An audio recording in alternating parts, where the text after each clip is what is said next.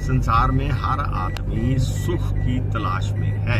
हाँ जी। कि मैं परमानेंट सुखी हो जाऊं। आप गाइड करें, क्या करें जिससे परमानेंट सुखी हो जाएं? नहीं तो सारे संतों ने, सारे शास्त्रों ने क्या समझाया है? सभी का अलग अलग तरीका है समझाने का। ओशो जी कुछ और कह रहे हैं, कबीर साहब और कह रहे हैं, गरीबदास जी और कह रहे हैं, और नहीं, समझने का फर्क है, समझाने का तरीके का फर्क है, न कि बात का फर्क है। चाहे ओशो ने कहा हो, चाहे गरीबदास जी ने कहा हो, कबीर साहब ने कहा हो, कृष्ण जी ने कहा हो, बुद्ध ने, महावीर ने, गोरखनाथ जी ने, सबका एक ही कहना है, सुखी होने का रास्ता है मन को मार गगन चढ़ जाई, मान सरोवर पैठ नहाई।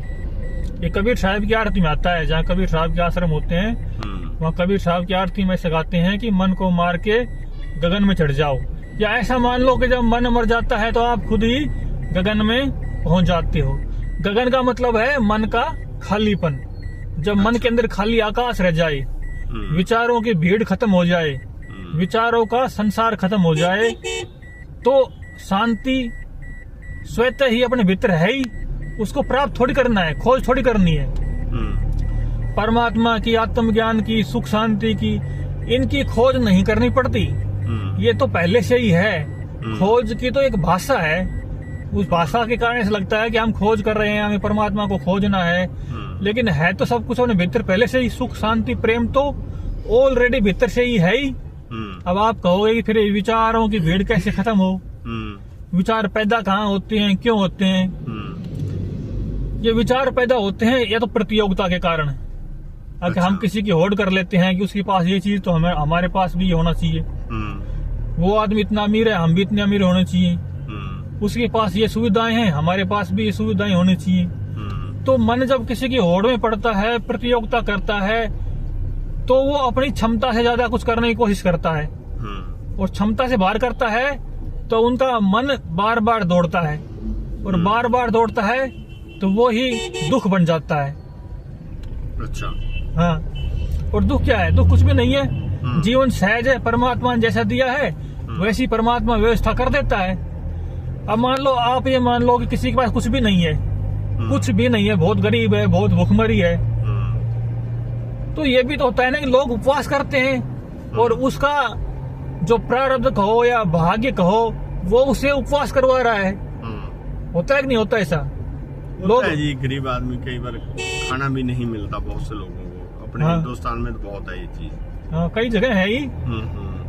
कई जगह खाना फेंकते हैं, कई को मिलता नहीं है। ये ऑलरेडी प्लान्ड है गॉड के द्वारा, या आदमी खुद प्लान करता है? दोनों ही बातें होती है इसमें। अच्छा। कुछ तो क्या है, गॉड का तो क्या है कि विकास क्रम है। परमात्मा ने हर जीव को विकास की ओर धकेल दिया है। सृष्टि हर जीव का विकास कर रही है। तो जिनका विकास क्रम पीछे चल रहा है वो कठिन कठोर परिस्थितियों से गुजर रहे हैं, औखे टाइम से गुजर रहे हैं, और जिनका टाइम आगे बढ़ गया है, पुण्य कर्म आगे बढ़ गए हैं, उनके लिए सब कुछ सुविधाएं बढ़ गई हैं। लेकिन ऐसा नहीं है कि जिनकी सुविधाएं बढ़ गई हैं उनकी टेंशन दूर हो गई है। क्या मानते हो आप? जिनको सुविधाएं सारी मिल गई उनकी सारी टेंशन तो उल्टा ज्यादा हो जाती है। हाँ, बस वही तो बात है ना। किसी को पेट की टेंशन है, किसी को दिमाग की टेंशन है। बिल्कुल, काम की टेंशन है, किसी के पास काम नहीं है उसको टेंशन है, किसी के पास काम है उसको मैनेज करने की टेंशन है। हाँ, दोनों टेंशन है, टेंशन साथ ही है, साथ ही है। टेंशन से मुक्त होने का सरल उपाय? टेंशन इसलिए होती है ना, आदमी अपनी क्षमता के बाहर सोच लेता है। अच्छा। जो परमात्मा ने उसके तन मन में जो कुछ नहीं दिया है उससे ज्यादा करने की कोशिश करता है, तो टेंशन हो जाती है। मान लो किसी की 50 किलो वजन उठाने की क्षमता है, और वो 50 किलो से ज्यादा उठाएगा तो क्या होगा? टेंशन होगी, शरीर में टेंशन होगी ना। हाँ, दिमाग का काम होगा तो दिमाग की टेंशन होगी, शरीर का काम हो तो शरीर से वजन उठाएगा तो फिर शरीर में कोई नुकसान होगा कि नहीं होगा? होगा। तो आपके हिसाब से जीवन मतलब टेंशन के बगैर जीना चाहिए, या विकास में, जैसे आपने बोला कि ज्यादा करने में विकास है? हाँ, विकास तो है। अगर आपको विकास करना है टेंशन ले लेनी चाहिए। अगर टेंशन नहीं चाहिए तो विकास को थोड़ा धीमा कर लेना चाहिए। आपके हिसाब से कैसे जिंदगी व्यतीत करनी चाहिए? आपने तो धीमे करके जी रहे हैं आप तो। नहीं, हमने तो लोग तो धीमे हमने तो करके- सारी टेंशन छोड़ रखी, सारी टेंशन हमने तो आप पे डाल रखी है। हमारे ऊपर तो क्या है। ठीक है आपकी बात, मतलब संतुष्टि भगवान के निश्चय कर यकीन रख धनी करे सो होए। बस बस वही बात है। हाँ, गरीबदास महाराज जी ने बाणी में लिखा है, गरीब निश्चय कर।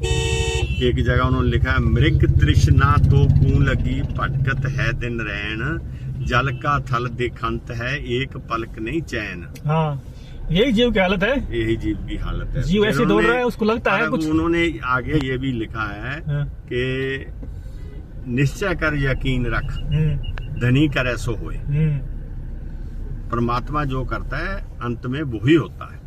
हाँ, ये बात हम शास्त्र में पढ़ लेते ना, हाँ, पर जब तक अपने मन में नहीं उतरती ना, तब तक कहाँ वो- चैन मिलता है। कहाँ चैन मिलता है। और सारी समस्या यही है आदमी की।